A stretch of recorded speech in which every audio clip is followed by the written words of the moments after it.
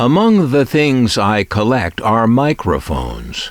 What you're hearing right now is this microphone, the one I've been using for a while now to record my videos' narrations.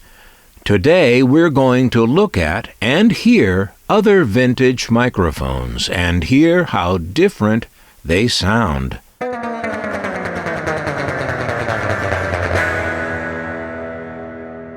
This one I've been using is the RCA 77DX, and it was made in the United States beginning in 1954. The similar 77D model was introduced in 1948. These are called pill mics, as I understand it, because they look like large medicine capsules or pills. This is a ribbon microphone. Later in the video, we'll look inside one of these and see what ribbon means and how this microphone works. The audio you're hearing at this moment was recorded separately from the video you're seeing at this moment. Otherwise, we'd be hearing a lot of handling noises. But you are hearing the same microphone you are seeing here, the 77DX. And that's going to be true of all the mics we're looking at today. Here's an acoustic guitar, just to give a quick example of how this mic records something other than voice.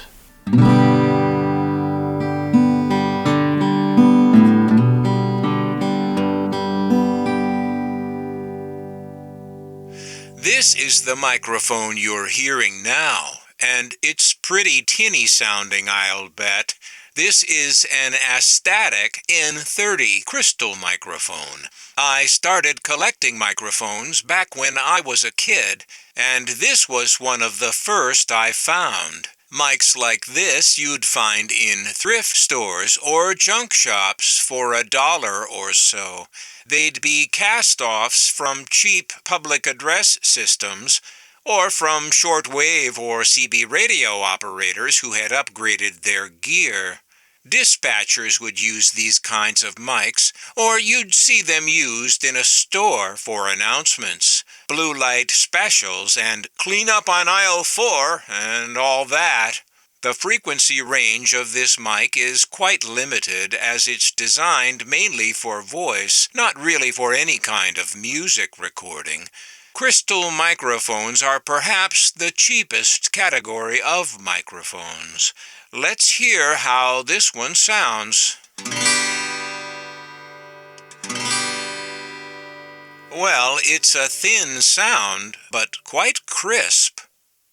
And here's a mic with a similar story to the one we just looked at, but this one has no name and no room for a nameplate. I think it's a crystal mic and American-made, but I can't say for sure. I started recording my own music when I was 14 and put out a record when I was 15 in 1969. There was no way I could afford professional microphones, so I used the mics I had, like this one and this one. These are indeed my original microphones from those days. My best mic then was this Electro Voice 664, but it was still only a public address mic made primarily for public speaking, not music recording. We'll hear that one later.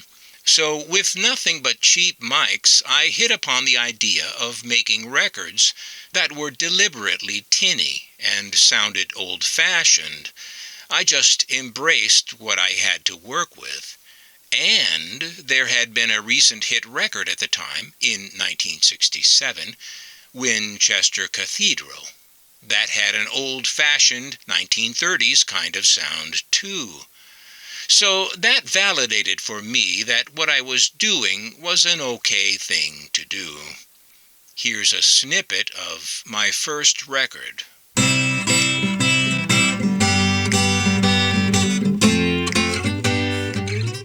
And And here's another, even tinnier recording from 1969, made using my cheap mics.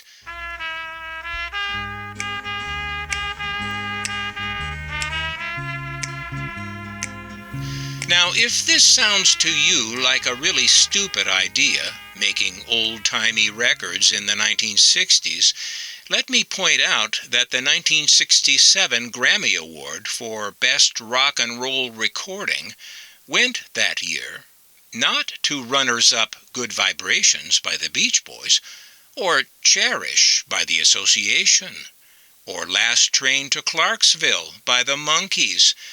No. The winner for Best Rock and Roll Recording that year was this. Now here's that Electro Voice 664. This mic was the standard public address microphone in that era. Schools had them. Churches had them. They were everywhere. It was said of them that you could drive nails with one if you had misplaced your hammer. The ones I managed to get a hold of were used, of course, and they looked like someone had tested out that hammer theory. Though still basically a public address microphone, this one's frequency response was much better than my cheapy microphones, with the suggestion that they would be better for music. As to the actual sound of it, well, the design of this mic is said to have been based on Electro Voice's professional model 666. So let's hear what that one sounds like.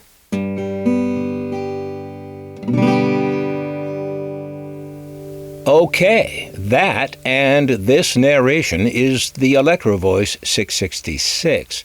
This example was cast off from KNX Radio in Los Angeles, the CBS affiliate. They really marked their property. I got this one from a swap meet held at a radio club meeting. It should sound better than the 664, but these sound tests are not going to give a full picture of any mic's potential, by the way. What you're hearing is going to tell you what this particular mic sounds like, not all mics of its model type. For all I know, KNX got rid of this mic because it was completely broken. And if that's the case, you're not hearing anything I'm saying. Here's Johnny. Johnny Carson used to use one like this on The Tonight Show. Johnny's was the Shure SM33. This one is the similar Shure 330. It's called the Uniron unidirectional microphone.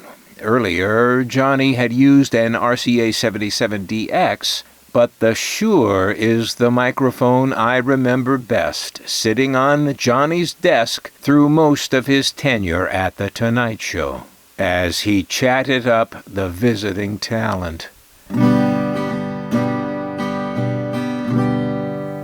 And if Johnny whipped out a guitar, which was not likely, that's what it would sound like. My cousin got me this microphone out of a church. How he got it out of the church is between him and his maker, I guess. I don't want to know. While we're in church, I've got a confession to make. This is not the microphone we're hearing. This is the microphone we're hearing. Shure's update of this model. And that's because this one produces only this sound when I talk into it. Both of these models are commonly called Elvis mics. For this reason, the update you're hearing is the model 55SH. The big one is the 55C model, introduced in 1939, and it's a microphone that means business. Whether you're Elvis singing into it or a fascist dictator dictating into it, this is a microphone that just reeks of power. And yes, I mean power. The reason I even started collecting microphones in the first place is, well, it's kind of about power. It's related in that way to my toy gun collection, which I started as a child. When I was little, I was just fascinated with handguns. This had more than a little to do with the fact that in the 1950s and 60s, people on TV were wagging guns around all over the place.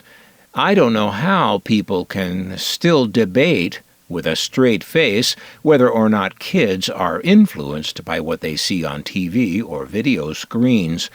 I really don't. Anyway, influenced I definitely was. Probably my favorite toy gun was this one. I asked for and got this for Christmas in 1959. It's the Mattel Official Detective Shootin' Shell Snub-Nose 38. On this toy, the cylinder actually turned, and you loaded that cylinder just like a real revolver. The gun shot little plastic bullets which you pressed into the spring-loaded shells. For extra measure, you could stick on the other end of those shells a little greeny stickum cap for some extra bang. When I wasn't watching cowboys and detectives on TV, I was reading books, like this one about the FBI. These pictures were in that book, and I was fascinated with this wall of guns. So, as a kid, I had a lot of toy guns. The appeal of guns, whether toys or real, is power. This will be denied readily by those who feel they must deny it, but it is obviously true, and power is what guns represented to me. Even if they weren't real, they were metal and very substantial feeling, yet they were small and easily handled, with a weight and heft in one's little hand that was most satisfying. But as I got older, I stopped short of getting any real handguns because my interests changed. And in my earliest teen years, my fascination with law and order gave way to creative pursuits and engineering. But there was no power vacuum created in this change. I simply discovered that there were other things that conveyed a sense of power, things that were metal and very substantial feeling, yet small and easily handled. Microphones. Yes, the same qualities about handguns that appealed so much are very much present in microphones. And if you thought about it, and I did, the microphone could pack even more power. The reach and influence the human voice could have spoken into a microphone was arguably far greater than any handgun could have. This one is the first microphone I ever bought new. I bought it in 1968 or 69. It's a Japanese copy of the RCA 77 that I showed you first in this video. But it's not a ribbon microphone. It is a cheap crystal mic. How does it sound? I can't wait to play this back and hear it. Well, better than I expected. I bought this mic because I was so enamored with the way it looked in the Lafayette Radio mail-order catalog, all old-timey and everything, that I couldn't resist. I had never even seen one of the real RCA versions. They were professional microphones, and you were never going to stumble across one of those in a thrift store or a flea market. But this Lafayette copy I could order out of a catalog for $4.95, and I did. I'll bet it's just like that RCA, don't you think? When I got this Lafayette mic, it had a nameplate on it that said Lafayette, Japan. I took that off, of course, so that it would be indistinguishable from the real thing, the RCA. Let's see. Yeah, the size, the shape, the weight, you can hardly tell them apart.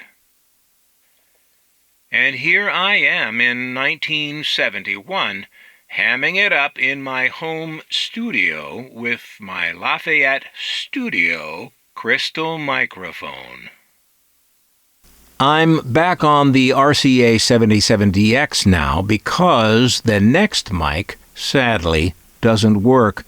I was quite a bit older and collecting microphones in earnest when I got this Astatic catalog. In it were some of the mics I already had from when I was a kid, but there were two amazing microphones in the catalog that I'd never seen anywhere in real life. This Model 820, known as the Globe, and this Astatic 600S, known as the Coniot. I was completely smitten by this crystal microphone when I saw this catalog. I figured my chances of finding an actual example of this mic were probably nil. The reason for my pessimism being that the mouthpiece on it is made of plastic. Public address microphones like this are always abused and usually take an on-stage dive at some point in life, so I figured even if I did find one of these one day, it would be all cracked up. It was a lucky early morning, still dark even, when I found this microphone while looking with a flashlight through a box of junk under a table at a flea market. Wow. Clearly, this one never took a dive on stage. Still, it doesn't work. But maybe that's why it's in such great condition. Maybe it never worked, and so was never used. The name of this 600S model, the Coniot, is the same as the name of the town in Ohio where Astatic's offices and main factory were located. I'm saying Coniot, but maybe it is pronounced Cuno. Given my past run-ins with Ohio pronunciations, it might just as well be Canute. Whatever they call the town or the microphone, it's just an amazing design. All the mics I've shown so far are attached to stands with screw mounts, and so they lack the cool factor of quickly and easily sliding them off the stand and carrying them around in your hand. For the aspiring singer, nothing could beat the ability to do that with what was known as a ball mic. You'd effortlessly slide it off the stand at some strategic moment, hold it up to your mouth and get all dramatic and personal, like a Robert Goulet or somebody. You'd thread the cord through your fingers and let it drape. Oh yeah, ball mics were a specialty of Shure. They made the best-looking ball mics. This one is the 565 SD model, the Unisphere 1, made sometime in the 1960s.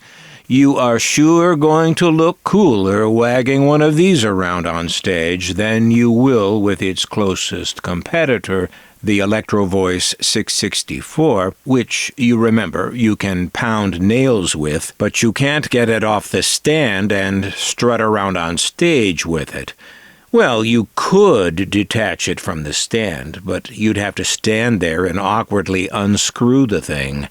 And then you've got this bulky extra thing in your hand, this metal hip part, unlike the sleek ice cream cone shape of the Shure.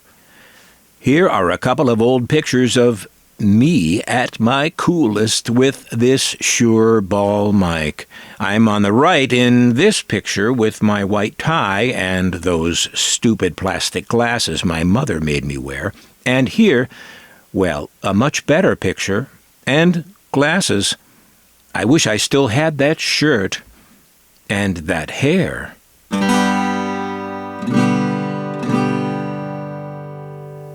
Well, that's not bad. A great-looking mic, for sure, and not too bad for recording music. Now here, for reference, I thought it would be interesting to hear the most commonly used microphone in the world today, the one in your pocket. Yes, you're hearing now an iPhone, the tiny microphone in an iPhone. Pretty amazing considering its size. The oldest microphone we're looking at and hearing today is this one, the RCA 44. This model was made beginning in the early 1930s. A black and chrome version was introduced in 1936, and the non-reflective umber color finish arrived in 1938, just in time for television, where you don't want reflections. RCA retired the 44 model in 1955.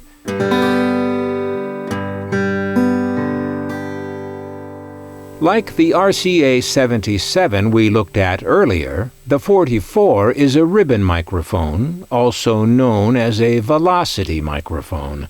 For all the size and weight of these ribbon microphones, the actual business of capturing sound is accomplished on a very light, thin, corrugated aluminum ribbon, measuring in the Model 44 just 2 inches long and about 1/4 of an inch or less wide. Looking at the works inside this 77D model, we see a fine silk screen covering and protecting this ribbon. Surrounding this is a very strong and heavy magnet. The ribbon is suspended between the 2 poles of that magnet. When the ribbon vibrates in response to the sound it hears, this vibration induces a voltage, thus capturing the sound. RCA, the Radio Corporation of America. We've talked a lot on this channel about American electronics brands and what happened to them. My observations as a collector and the ideas that spring from them are as much a part of collecting to me as is the nostalgia for the old interesting things. So yes, ideas. I like to talk about ideas, as in this video's discussion of power. Most of us know very little about the dynamics of power, and it seems that that's the way those in power want it. They've got it fixed so that even discussing it, as I did here, sounds odd, didn't it? Here's my observation. Power is like creativity and judgment, in the sense that all three are considered optional in human existence. They're not. They are basic human needs. Now, by power, I'm not talking about power over others. I'm talking about being empowered to live your own life, to claim your rights as a sovereign being, to not be powerless. With judgment, I'm not talking only about reactions to external events or opinions of things outside yourself, but rather judgment made within about how you live your life and about what matters to you. As you see, these things are related and essential. Yes, power, creativity, and judgment. A healthy society would recognize and embrace those needs and channel them in productive ways. But that's not the society we're living in. Our society responds to these needs first with denial, the lazy denial that such needs even exist. The next response is suppression, where these needs are suppressed in order to keep people controlled. And perhaps our society's worst response of all is exploitation. This is the co-opting of these needs for profit. Partnering with denial and suppression, the exploiters subvert our need for power, creativity, and judgment, and sell it back to us.